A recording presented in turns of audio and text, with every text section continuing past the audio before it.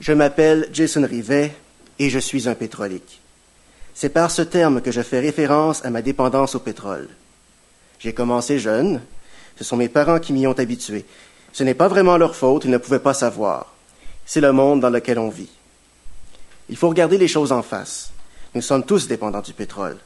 Nous sommes tous pétroliques. Tel que vous me voyez, j'ai 30 ans et je n'ai jamais eu d'auto. Je n'ai jamais même appris à conduire. Mais je suis un pétrolique quand même. Quand je vais visiter ma famille à Montréal, je me trouve un lift. Je ne peux pas me rendre sans pétrole. Sauf une fois en 2011, j'ai fait la route à pied, mais ça m'a pris 34 jours. Ce soir, je suis venu de Rivière-du-Loup, en voiture, avec des amis. Sans pétrole, je n'aurais pas pu venir vous parler de ma dépendance au pétrole. Je suis dépendant du pétrole pour me nourrir. Le pétrole est utilisé pour le transport des aliments et pour leur production aussi, sans compter les emballages de polystyrène et plastique qui vont direct à la poubelle après leur bref usage. Je suis dépendant du pétrole pour me vêtir, pour la production de fibres naturelles comme le coton, pour la fabrication de fibres synthétiques comme le polyester et pour leur transport, bien sûr. Tous nos biens de consommation courante sont acheminés d'un endroit à un autre par camion ou même par avion. Le plastique est bien sûr omniprésent dans ma vie comme dans celle d'à peu près tout le monde. Mon rasoir, mon ordinateur, mon téléphone, mon ventilateur, mon réveil matin, mon balai, ma corbeille, ma lampe, ma brosse à dents, je pourrais continuer longtemps comme ça. Le pétrole, c'est un peu comme une drogue. Quand on s'en sert, ça nous donne un rush.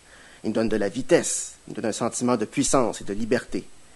Il y a aussi des effets secondaires négatifs pour la santé, à cause de la pollution de l'air que provoque son utilisation, de la pollution de l'eau lors des déversements, à cause aussi des changements climatiques qui devient impossible de nier, et bien sûr de la dépendance qu'il crée, qui nous amène en quelque sorte à voir ce désagrément comme un mal nécessaire.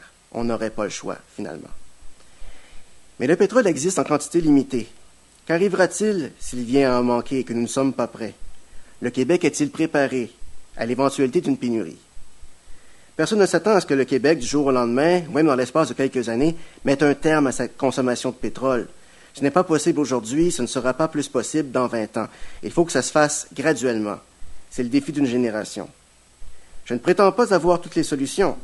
De meilleures têtes que la mienne devront se pencher pour établir un plan ambitieux mais réaliste.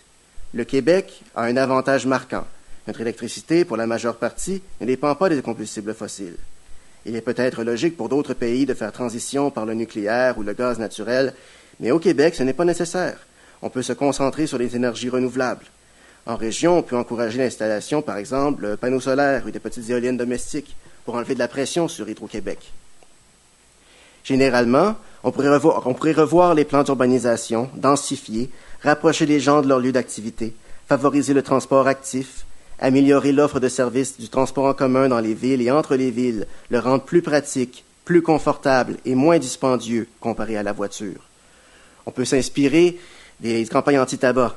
De la même manière que les compagnies de cigarettes ne peuvent plus aujourd'hui faire de publicité au Québec depuis des années, la même restriction pourrait être faite auprès des concessionnaires automobiles. Les seuls véhicules annonçables seraient les véhicules hybrides ou électriques. Les autres véhicules seraient quand même disponibles chez les concessionnaires, mais on cesserait d'en vanter les mérites à la télévision. On peut encourager et faciliter l'agriculture locale, les jardins communautaires et les jardins particuliers, tellement plus beaux et plus utiles que le gazon, de même que les marchés publics. Combien de temps une ville peut-elle fonctionner sans livraison de nourriture de nos jours? Il serait très difficile de concevoir que la transition puisse passer par de nouvelles infrastructures d'exploitation et de transport du pétrole québécois. Il ne faut pas se laisser aveugler par l'appât du gain ou les solutions faciles à court terme. Si j'étais moi dépendant de l'héroïne, on me proposerait une cure de désintoxication, pas de produire ma propre héroïne pour sauver des sous et même en revendre. Le Québec, déjà junkie, deviendra-t-il pusher?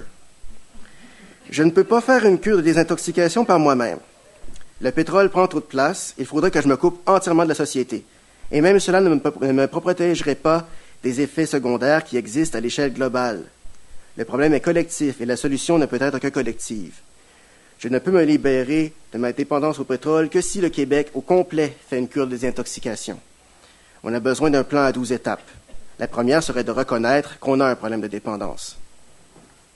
Je m'appelle Jason Rivet, je suis un pétrolique. Je n'arriverai pas à m'en sortir seul. J'ai besoin de votre aide. S'il vous plaît, aidez-moi. Je suis Myriam Breton et je suis une pétrolique. Je seule, j'ai besoin d'aide, s'il vous plaît, aidez-moi. Je m'appelle Elisabeth Leblanc, je suis une pétrolière. Je n'arriverai pas à m'en sortir toute seule, j'ai besoin d'aide, s'il vous plaît, aidez-moi. En tant qu'affaire, je m'appelle Louis-Philippe, je suis un pétrolier, besoin d'aide, aidez-moi. Je m'appelle Amélie, je suis une pétrolier, je n'arriverai pas à m'en sortir toute seule, j'ai besoin d'aide, s'il vous plaît, aidez-moi. Merci beaucoup. Est-ce que la prochaine réunion sera mercredi soir prochain à la même salle? On va voir. On n'a pas beaucoup de fonds, nous autres, pour louer une salle à l'hôtel Le Navigateur.